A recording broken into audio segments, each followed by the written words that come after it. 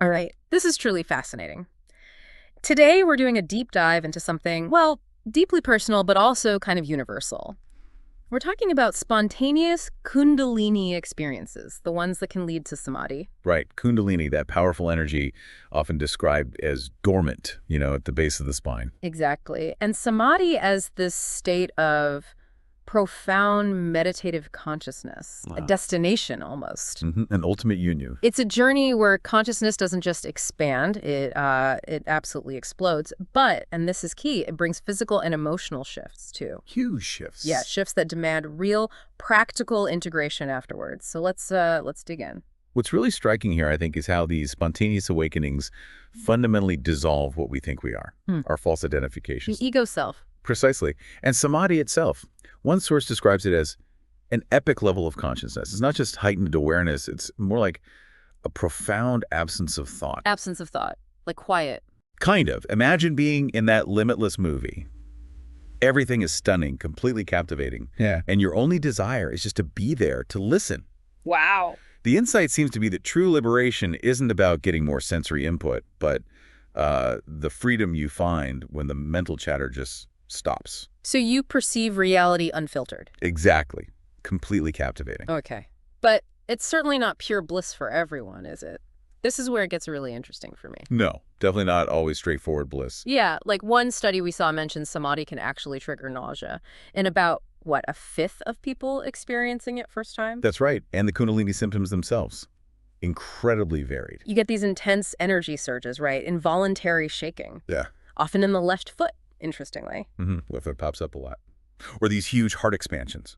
And even psychokinetic interference, like with electronics. Yes, turning on stereos, dimming street lamps, that kind of thing. So it suggests this unseen energy is actually affecting the physical world around the person. It does. It's like your internal state is having this external ripple effect. It's definitely not just happening in the mind. Which connects to the bigger picture you mentioned. Precisely. These shifts aren't just psychological, they're deeply physiological. The body can go through what's called massive autonomic shock. Autonomic shock. So the nervous system. Yeah, leading to significant changes. Hormones, immune systems, it's all impacted. And this is linked to the dark night phase people talk about. Very much so. That period of, well, spiritual struggle and disorientation after a peak experience. It's a biochemical process, really. Okay. It temporarily impacts your sense of ego, your ability to function day-to-day sometimes.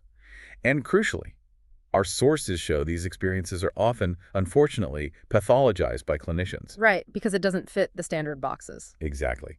Leading to misinterpretation, maybe even harmful treatment. That's a critical point, because during these times, as one source put it, the ego is simply not in the driver's seat. Not at all. So what does that actually feel like, and how do you regain agency or redefine it after something like that? Well, it's complex. Interestingly, after that initial peak, sometimes psychic ability might actually lessen. Oh, really? That's counterintuitive. It is. And even more surprisingly, that sustained bliss state, it can start to feel almost depressing. Depressing. Bliss. How? Because nothing touches us anymore. It shows that while detachment brings peace initially, if it's too sustained, it can lead to this kind of emotional flatline. Like you lose connection. Exactly. It highlights our human need for grounded connection, for participating in the world, even after an awakening. Which is why integration is so vital. Absolutely vital. And it involves very active methods. We're not talking passive recovery here. Like what sort of things? Things like walking in nature, really basic grounding stuff, consistent hatha yoga practice, conscious dance can be helpful, regular meditation, of course. Practical tool. Yes. And specific techniques, too, like solar plexus breathing or toning that helps balance the energy center there, or even, quite literally, lying on the bare earth. Grounding. Especially during those intense heart expansions. It's about stability, re-anchoring. It really requires a full-spectrum lifestyle change. Full spectrum. Everything. Yeah. Diet, for instance. Focusing on nutrient-dense foods, really watching out for sugar spikes. And cultivating deep emotional equilibrium. It sounds like learning a whole new way of being. It is. The goal is what's called conscious incarnation.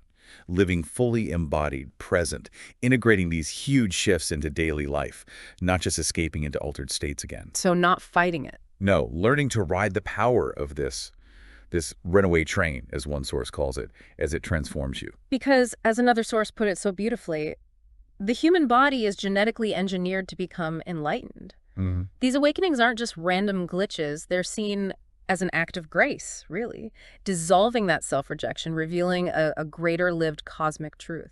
Yeah. Shedding the layers of who you thought you were to find who you truly are. It sounds like a process of both breaking down and building up. Exactly. The journey demands both dissolution, letting go of the old, and building entirely new capacities. The biggest challenge often isn't the awakening itself. It's the aftermath. It's integrating its awesome power, Hmm. learning to wield it, to become a warrior in the art of just being, transforming that raw energy into a conscious force you can live with and live from. A profound transformation. Truly. So as you listening, reflect on Yeah. this intense process. Maybe ask yourself, what new self might be waiting to emerge from within you? Ready to consciously incarnate, engage with the world completely differently. A powerful question to sit with.